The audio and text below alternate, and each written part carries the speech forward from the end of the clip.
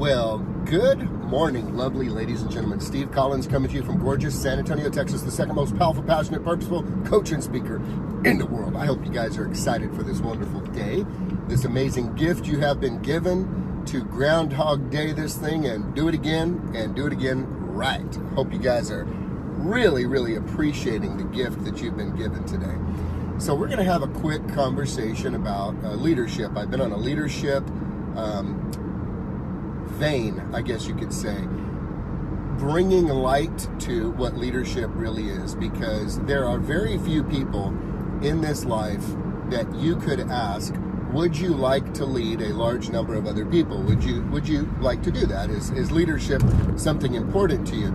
There are very few people really that would, if they answered from the heart, say, no, I don't want to do that. Now there are some, and there's a good reason they say no.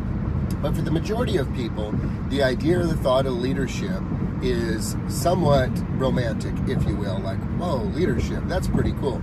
So I want to give you a fascinating story to give you an idea of the impact of leadership. And I did a video on New Year's Eve a couple of years ago when I was standing by a lake and I was discussing this, and the imagery was very powerful on the side of the lake. I talked about the level of your leadership by the number of people who are listening to or following what you are saying, and more importantly, what you're doing. And I had a little pebble and say, say you have a family of, 3 or 4 people. You throw the pebble and clink, it makes a little clink in the pond, and there's some movement on the water. But as you begin to increase in influence, that rock gets bigger. You throw that and into the water, and boom, it makes a little bit of a bigger splash, and it makes a little bit of a bigger set of rippled waves.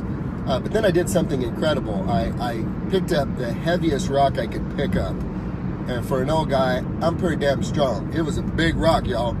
And I chunked that sucker from the edge, the bank, and said, when you're influencing a large number of people, here's what happens. And the sound was significant, and the ripples were significant. The ripples went farther than I could see with my naked eye, because leadership, as we discussed yesterday, at its highest form is influence. And influence comes from people having a respect of who you are because of what you do, not because of what you believe. Let me say that again. Your influence comes more from who you are and what you do rather than what you believe. Nobody really cares what you believe because we're all watching what you're doing. Your beliefs show up in real life. And many people have a conflict with their audio and their video. Many people say certain things are important to them, and yet their lifestyle demonstrates a very different story. And many people who are living the story they believe don't even have to say what they believe because it's manifested in their actions and activities. So I want to give you a fascinating story of something that happened. We had some friends and clients years ago. I sold their house super crazy fast as they were being transferred in the military. I mean, super crazy fast, and it was a phenomenal deal. But the people wanted them out of the house much quicker than they were able to go. So they have 4 kids. We had, our 6 in the house at that time. And so we said, come live with us for a week. It'll be awesome. Now, we were friends and still are. And so we had like 10, 11, 12, we had 14 people in the house, and it was awesome. It was gangbusters. And I remember one morning, the woman asked me, why are you being so hard on one of the kiddos? And it's because he was brushing his teeth with the water running. In other words, the water in the sink was running full blast while he was brushing his teeth rather slowly, okay? And she said, oh, that's no big deal. I mean, that's no big deal. Like, just let him do that. Come on. And what I said at the time was, it's no big deal if it was just him. The challenge is there are 8 of us in our home. And if 8 of us, twice a day, run the water full blast during the 2 minutes plus that we brush our teeth, literally we are wasting each year, no doubt, hundreds and hundreds of gallons of water.